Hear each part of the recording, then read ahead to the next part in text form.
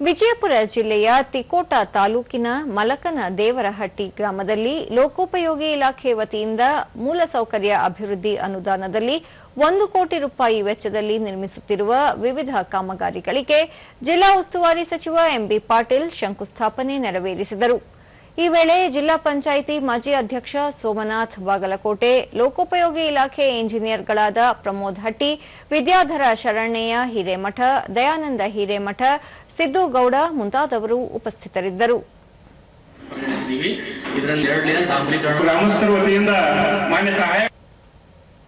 ಬಳಿಕ ಎಂಬಿ ಪಾಟೀಲ್, ಮಲಕನ ದೇವರಹಟ್ಟಿ ಗ್ರಾಮದ 2 ಕೆರೆಗಳ ಕಾಮಗಾರಿ ಪೂರ್ಣಗೊಂಡಿದೆ.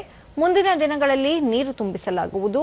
ಬಾಬಾನಗರ ಬಳಿ 500 ಎಕರೆಯಲ್ಲಿ 1 ಟಿಎಂಸಿ ಸಾಮರ್ಥ್ಯದ ಜಲಾಶಯ ನಿರ್ಮಿಸಲಾಗುವುದು. ಮುಂದಿನ ದಿನಗಳಲ್ಲಿ ಕುಡಿಯುವ ನೀರಿಗೆ ಶಾಶ್ವತ ಪರಿಹಾರ ದೊರೆಯಲಿದೆ. ಸಮುದಾಯ ಭವನದ ಅಭಿವೃದ್ಧಿಗೂ ಅನುದಾನ ಒದಗಿಸಲಾಗುವುದು ಎಂದರು.